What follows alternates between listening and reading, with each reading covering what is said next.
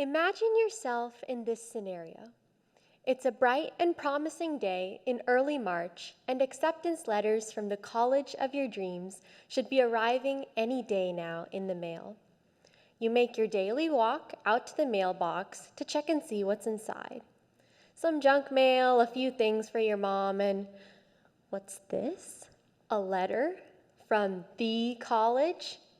Super excited, you rush inside, eager to open it. Before you do, though, you hesitate for a moment.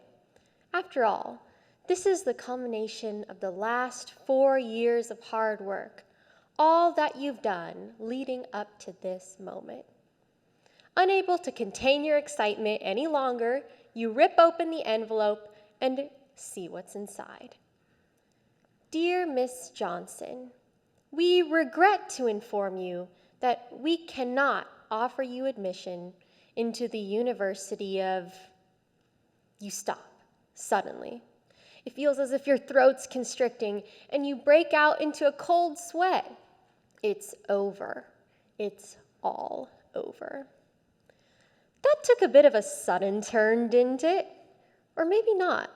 Maybe you worry about yourself in that situation for hours a week, wondering if that person is going to be you. Well, if you do that, you have good reason to be worried.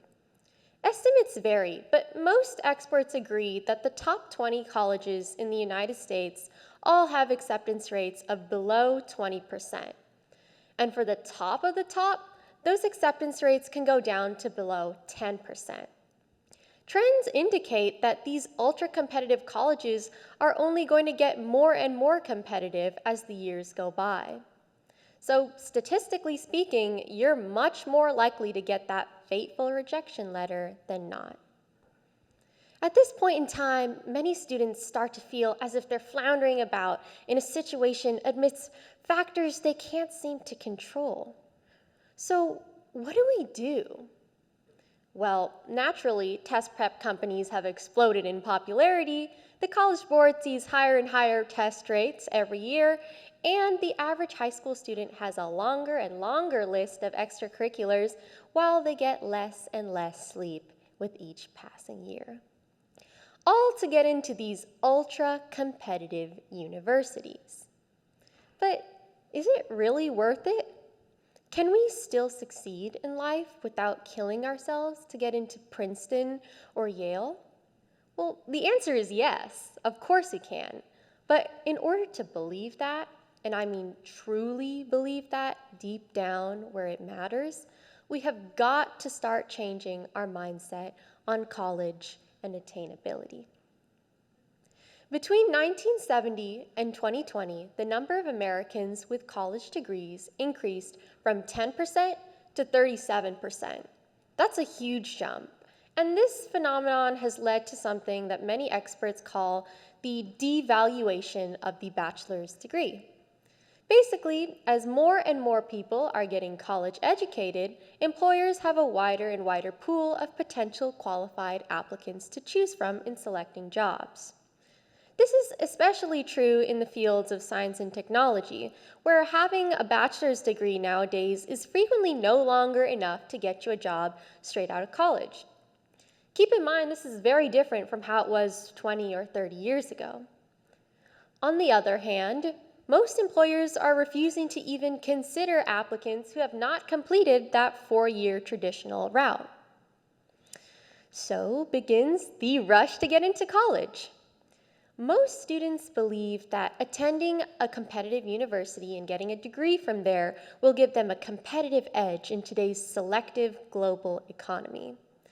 While this may be true, competitive universities, by definition, are very selective and very difficult to get into. At the same time, especially with private competitive universities, many students who graduate are often left with crippling debt that they have to carry on their shoulders, paying off for the rest of their lives.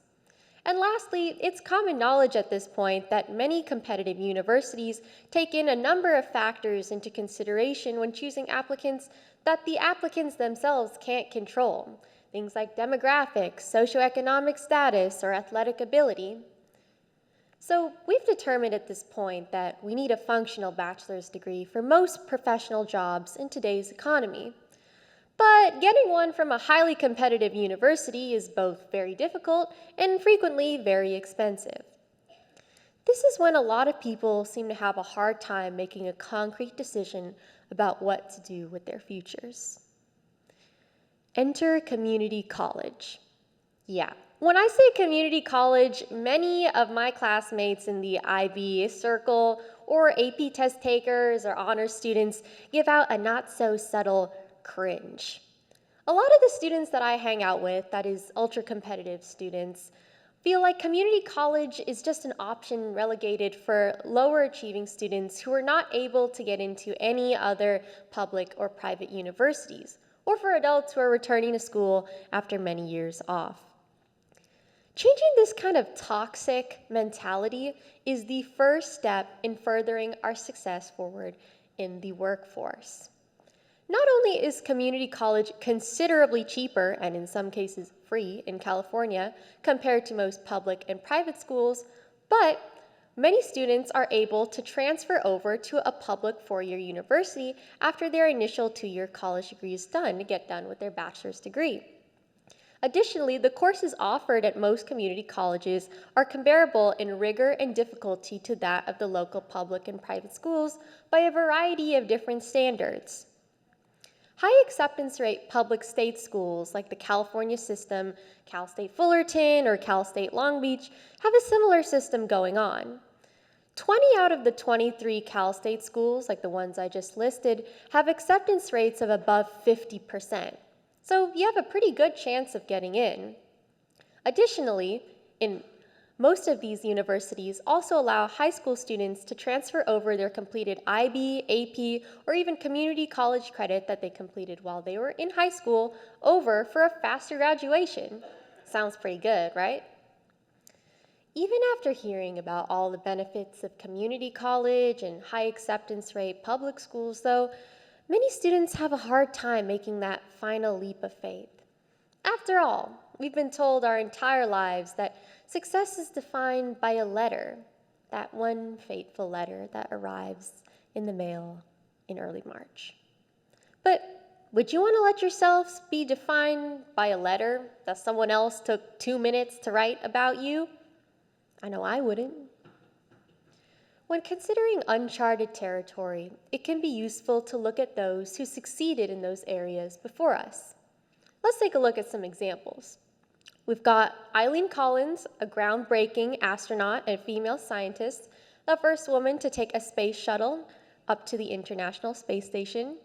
Guy Fieri, the all-time famous television host with his restaurant show.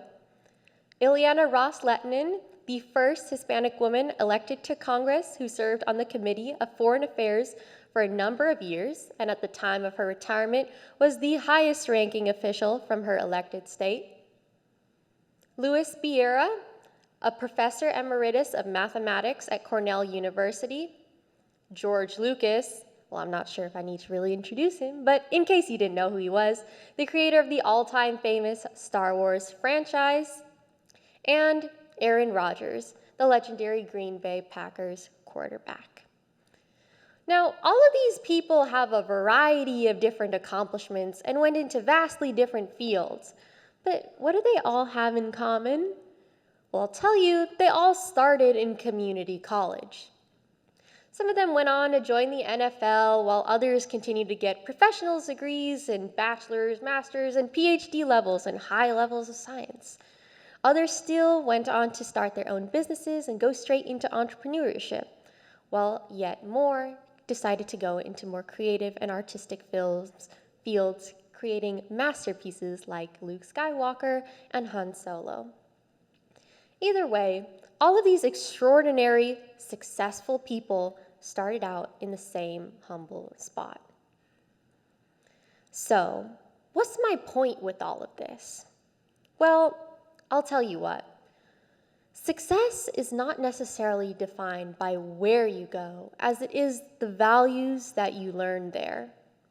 Multiple long-term studies show that success in the workplace is more accurately linked to students, how our students work in school, and not necessarily where they went to school. Of course, the final decision is yours to make, but for some of us, it may be important to just take a step back and look at the bigger picture. Really analyze what's important to us with our time, resources, and inspiration. Where do we want to go in life? One way or another, we can succeed. And I'll tell y'all, if you're brave enough to believe it, you can do it. Thank you for listening.